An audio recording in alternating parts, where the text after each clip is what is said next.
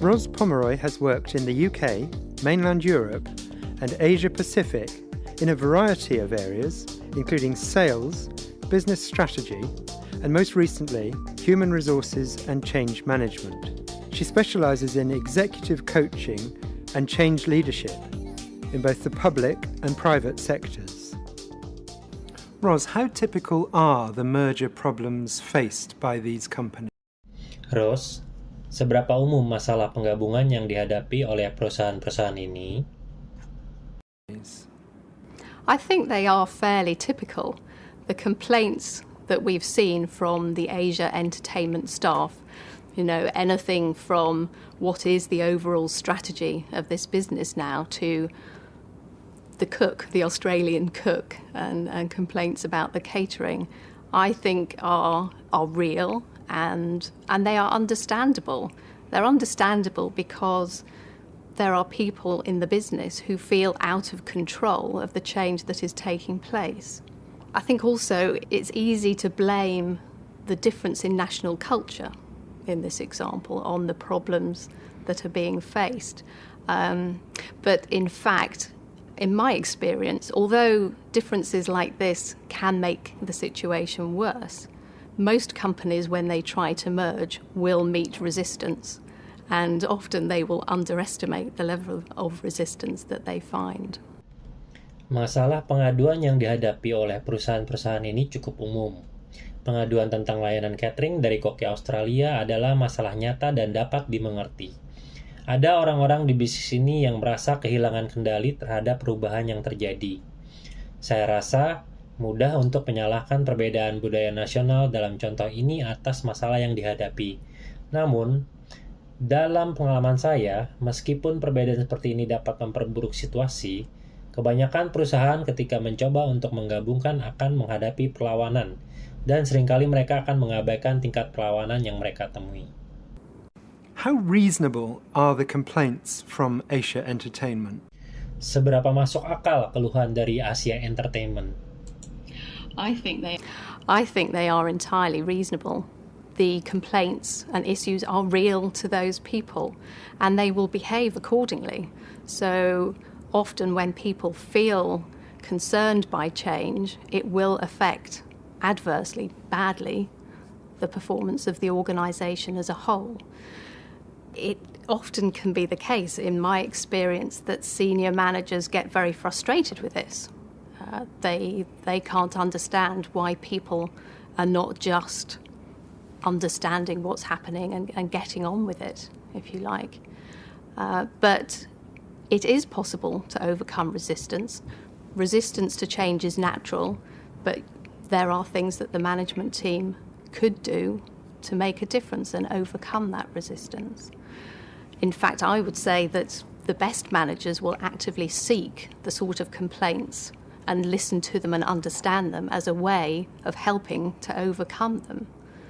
And the worst situation is really if management ignores it all, assumes that nothing is happening, doesn't listen, and pretends that all is well, when in fact things really aren't well at all. How would you advise the management to improve the situation? Well, I think the management can do many things to improve the situation, but I think there are three particularly important ones. First one is communication. Second one is about clarity of the benefits of the merger. And the third one is about involving employees. So the first one, communication. I think the management team have to build trust. They need to be seen to be honest. They need to be involving people in their communication. By that I mean listening to what people have to say and being seen to listen. The second point, which is about clarity, I think always in change, it has to be clear to all and inspiring to all what the change is for. What is this merger for? What will people benefit from if it goes through in the way the management team want? And that's not just the financial benefit for the company, but sometimes some very tangible, specific things that will be good for each individual employee. And the final thing is involvement. And I think now is the time for the management team to get groups of employees together in working parties, in working groups, maybe mixing people from the acquired company and the parent company together and asking them to come up with their own solutions to the issues that currently exist. And that way I think they stand a chance of making the integration a success. Menurut saya, keluhan mereka sepenuhnya masuk akal.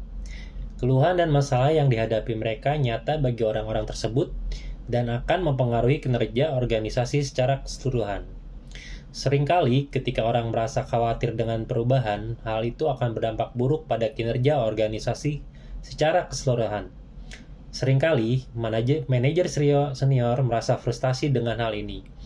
Mereka tidak bisa memahami mengapa orang tidak hanya memahami apa yang sedang terjadi dan melanjutkannya.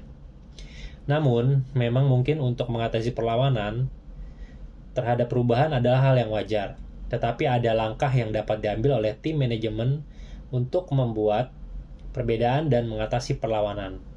Bahkan, saya akan mengatakan bahwa manajer terbaik akan aktif mencari keluhan semacam itu, mendengarkan dan memahaminya, sebagai cara untuk membantu mengatasi masalah tersebut.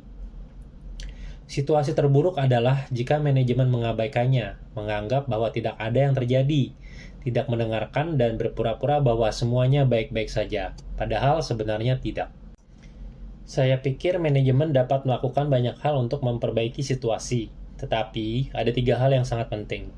Pertama adalah komunikasi. Tim manajemen harus membangun kepercayaan, mereka perlu terlihat jujur dan mereka perlu melibatkan orang-orang dalam komunikasi mereka. Dengan kata lain, mendengarkan apa yang orang katakan dan terlihat mendengarkan. Poin kedua adalah tentang kejelasan manfaat penggabungan. Selama perubahan, harus jelas dan menginspirasi bagi semua orang apa tujuan perubahan ini. Apa manfaat yang akan didapatkan orang jika penggabungan ini dapat berjalan sesuai dengan keinginan tim manajemen. Ini bukan hanya manfaat finansial saja bagi perusahaan, tetapi terkadang ada hal-hal konkret yang sangat nyata yang akan baik bagi setiap karyawan secara individual. Dan hal terakhir adalah keterlibatan. Saya pikir saat ini adalah waktu bagi tim manajemen untuk mengumpulkan kelompok-kelompok karyawan dalam kelompok kerja, mungkin dengan mencampur orang-orang dari perusahaan yang diakuisisi dan perusahaan induk bersama-sama, dan meminta mereka untuk mencari solusi mereka sendiri terhadap masalah yang ada saat ini. Dengan cara ini, mereka memiliki kesempatan untuk membuat integrasi berhasil.